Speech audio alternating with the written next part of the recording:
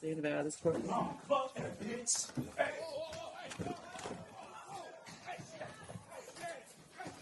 Welcome back to Advocacy Alchemy with Professor Ross. Today we have a good one, guys. Today is the first day of a 4-part series based on the same thing. We're diving deep into the pivotal concept in criminal law, the guilty but mentally ill plea, or GBMI. In this lecture, we'll explore what it means, how it works in Nevada, and how it played a crucial role in the sentencing of Deobra Delone Redden. That's the guy who jumped over the bench, attacking Judge Mary Kay Holtis.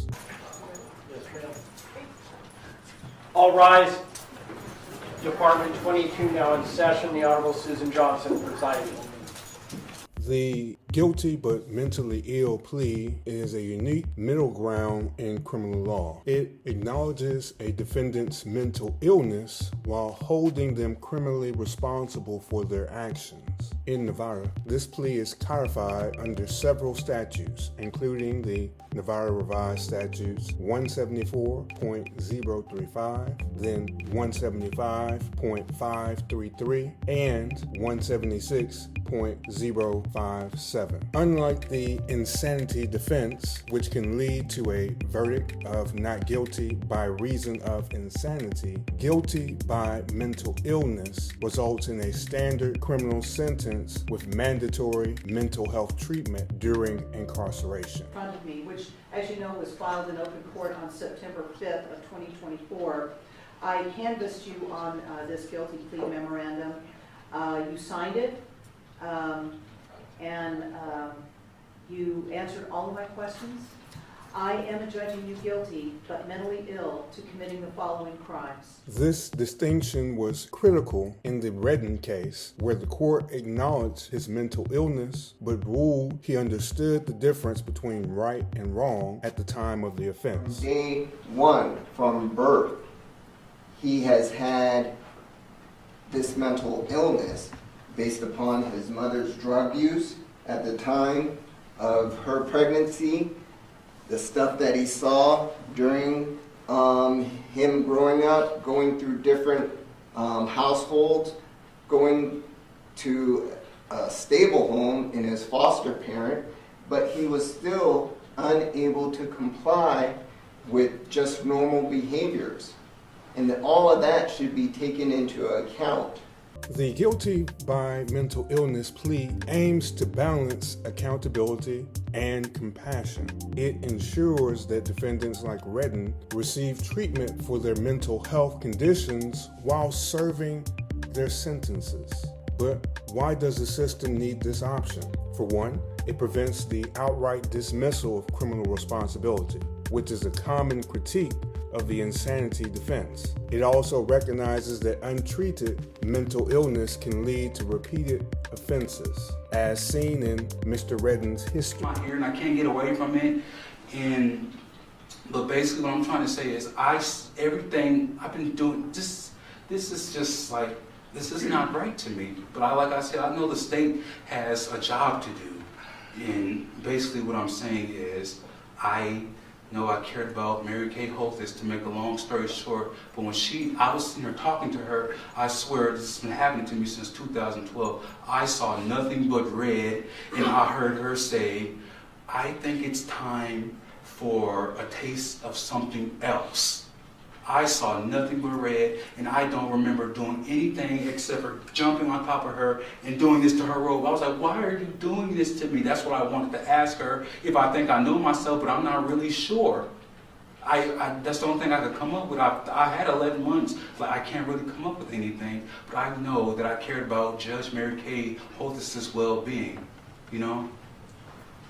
That's all. Thank you. In the Redden case, the guilty by mental illness plea allowed the court to address the complex intersection of mental illness and public safety. The defense presented compelling evidence, including expert reports showing Redden's history of untreated mental illness. However, the prosecution argued that his actions demonstrated a clear understanding of their consequences. Ultimately, the court agreed with both sides, finding him guilty but mentally ill. So this is a person that can and would be able to do it given the appropriate help from a psychologist and mental health counseling. So we're asking again, Your Honor, considering all the information that was provided to you, considering the gravity of, his mental illness and his life, that you sentencing to what we recommended. And with that, I submit. Thank you. Mr. Redden's attorney highlighted systemic failures, pointing out that his inability to access medication after release contributed to his actions. This underscores the role of the GBMI plea in addressing gaps in our mental health and criminal justice systems. On behalf of Judge Holtis, Judge, the impact on me and my family has been substantial, both mentally and physically. The impact on my professional family has also been significant, both mentally and physically, especially in the case of my Marshal Shane, who suffered horrific injuries trying to protect me. To him, I am incredibly thankful and so very sorry. But for 6 men, grown men, half of whom were unarmed, I would not be here. To them, I owe my life and will forever be grateful. For years, the system has tried unsuccessfully to help the defendant conform his behavior and limit the danger he presents. Instead, his behavior has escalated to this: trying to kill me as I sat, just doing my job, in a courtroom surrounded by guards and court personnel. He made a conscious decision to kill me and made every effort to succeed. If he had his way, he'd be facing a sentence of life without the possibility of parole for murder. It is likely no surprise that for me, as well as his future victims who may not be as lucky, I wish for the maximum sentence allowed. Guilty by mental illness pleas are not without controversy. Critics argue that the promised mental health treatment is often inadequate in correctional facilities. Proponents, however, see it as a necessary compromise, balancing the need for accountability with the recognition of mental health challenges. How many months did you have on the bottom? 120? We have 26 years to 65 years aggregate. 65. That looks about right. Okay. And there will also be restitution to the victim, payable to the victim in the amount of $61,318.41, and that is CCMSI. Yes, Your Honor. And what does that stand for? I don't know. I apologize, Your Honor.